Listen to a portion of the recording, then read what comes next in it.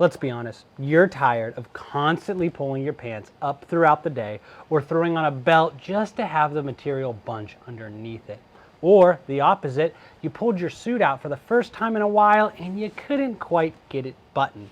Don't feel bad, I've been there with my own clothes. But in this video, we are going to show you that is 100% fixable and how to do it pretty quickly and efficiently so that you can get back on your day looking good. So just as a quick qualifier, this video is going to be going over a dress pant, one with like a split seam in the back, as well as extra inlay kind of like spread open down the seat. Now, if you want to see the other ones, like for a chino or a pair of jeans, if I have those videos, they'll be popping up on the screen here. But if you're here for the dress pants, let's get right into it. Now, these are some of the tools that I use in the video. If you want pause or screenshots, you can go gather them right now. So now let's get into marking it. If you're doing this on somebody, it's going to be done through the back waist of the trousers. But if you're doing this for yourself, it's so much easier just to pinch it on the side, mark on either side of your finger how much it needs to come in, and bada boom, you're good to go. Later, you'll just transfer that mark from the side to the back of the pant. Now, if you're trying to figure out how to make them fit if they're a little bit too tight, you just pull them to as comfortable as you can get it and then measure from the button to the buttonhole, and that'll be the amount you need to let out. So in this case, it would have been 2 inches. Now keep in mind here, when you go to make this alteration, you're going to take the amount that you took in, and you're going to split it in half. And throughout the entire video, you're pretty much going to be using that half measurement because you're taking in 2 separate side panels at the same time. If I take in 1/2 on one side, on the opposite side, it will also be taking in a half, making it 1 inch wide. If you take in your full measurement on the half, you're going to be taking in way more than you need, and in some cases, that is irreversible. So I'm going to be doing this on a pair of customers' pants because I don't have a pair to do for myself quite yet. But what we're going to do is take off this belt loop on the back, and then we're going to remove the tacks that are going to open up this waistband. Sometimes it's a straight stitch, other times you just have a couple of tacks that you need to undo.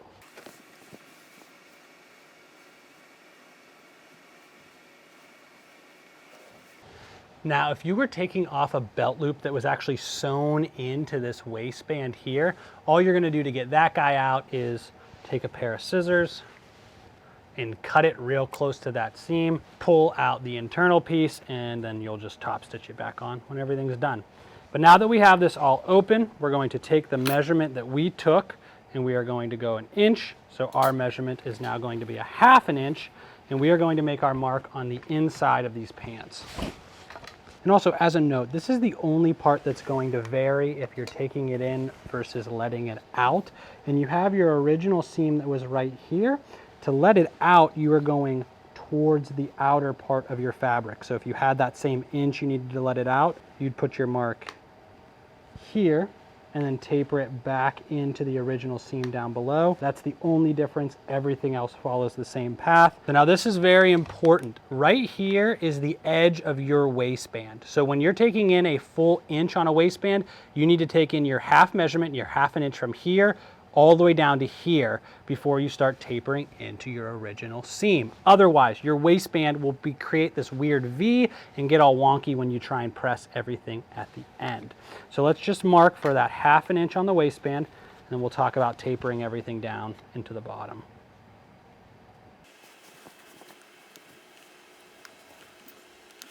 All right, and then the general rule of thumb is for every 1/2 inch you take in, you want at least 2 inches of runway to taper it back in. Now you can always add more for a smoother transition, but in some cases you do need to make a more abrupt transition because the seat is much larger than the waist, but you still want to have at least that full 2 inches for every 1/2 inch. So since we're taking in 1/2 inch, 2 inches would be the minimum. I'm going to go about 3.5 because I know this guy's seat is not as pronounced as some people, and that'll just give me a much cleaner transition out through the waist. It'll connect in here, and then we'll just sew straight down this line. Now, if you want to know how to make a split waistband seam like you saw on the other pair of pants, skip ahead towards the end of the tutorial and I'll show you how to redo this step, but to keep that split waistband seam. So for this straight seam, I'm usually at a 2 or 2.5 when it comes to your stitch length. And you want to make sure that when you are stitching, you are not back tacking in the middle of this seam. That can really weaken the outer fabric. You want to start about a half an inch, probably even all the way up to a full inch into the original seam, sew into it, and then create your taper. That inch that you're sewing into that will create the locking stitch that you need without compromising the fabric. Now when it comes to this area here, throwing in a pin might be a good idea to keep this seam straight across the back of your pant. If you are just starting off, this is vital. If not, you can kind of eye it up as you go along. While editing, I realized this was rather vague and not giving you much detail. What I'm trying to say here is by throwing in the pin, you are keeping the waistband seam in line. So you're going to poke it through one side and then have it come through the other when everything is folded. So that way when you stitch over it, those 2 points come and meet perfectly together.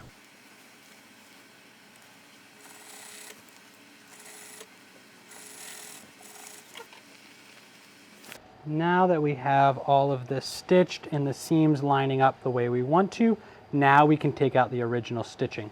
If you do that beforehand, it makes it a lot harder to make sure that everything is lined up correctly, and it may even give you an inaccurate measurement when taking in. Now that we have all of this opened up, we're going to take our iron and press everything nice and flat.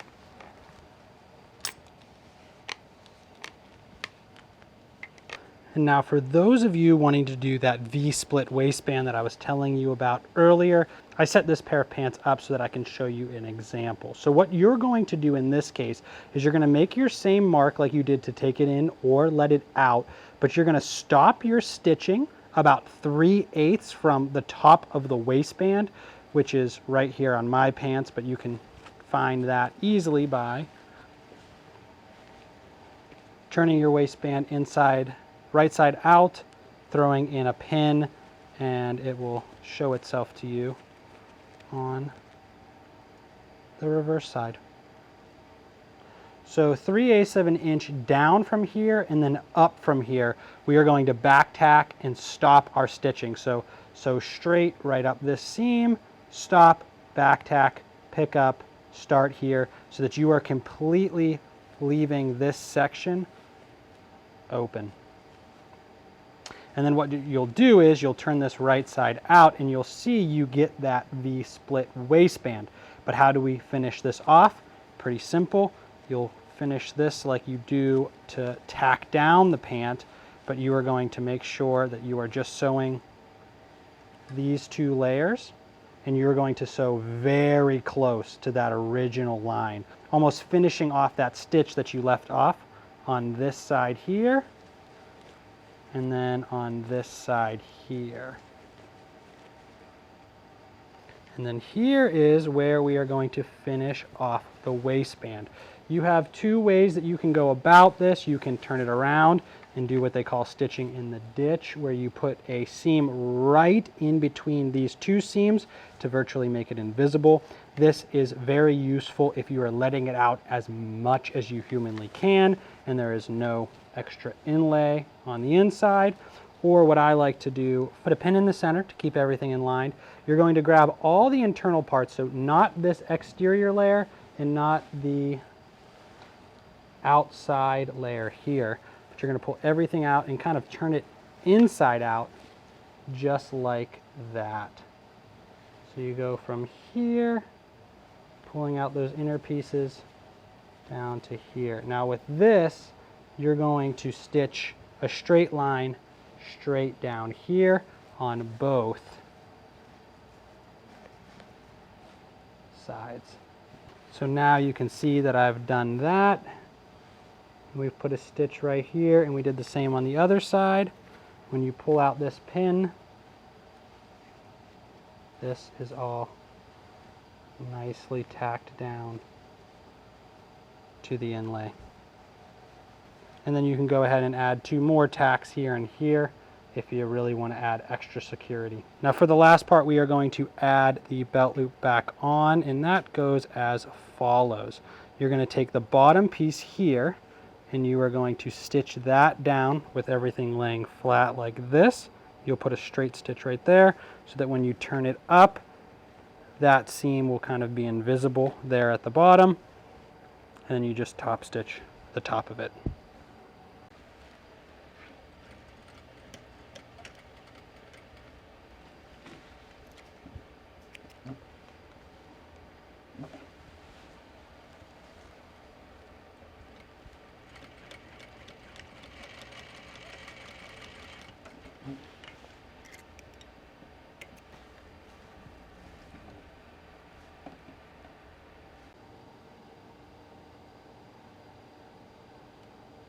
Now, I did say this can be taken in pretty much in any situation, but there are a few key instances where you cannot bring these pants in. One being, if you're trying to take it in, you have to account for the pockets. Unlike a pair of jeans, these are cut into the trousers. And usually what I like to do is measure the distance between the two pockets and then subtract it by about 3, and that's the amount that you're going to be able to take in through that seat seam. Otherwise, the pockets are going to be touching. You'll have an iPad pouch on the back of your butt, and that's not going to work out. So you do have some limitations on how much you can take it in. And if you do need to take it in to where those pockets are touching, then you've got to get into a side seam waistband adjustment mixed with the back, which we can talk about in a separate video. And then reversely, you can only let it out the amount of inlay that is shown on the inside. So when you look at your pants to start off, you're going to be seeing how much extra material is actually in the pant. If there's none left in there, you can't let it out. If there is material on the outside, you can let it out all the way out to about 1/2 inch from the edge of that fabric,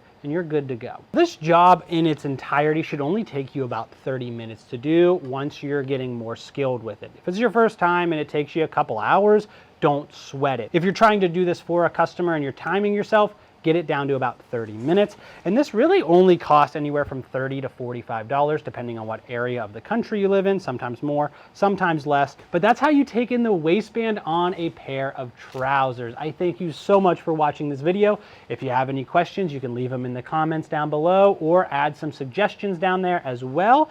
But otherwise, have a great rest of your day, and I look forward to working with you in the next video.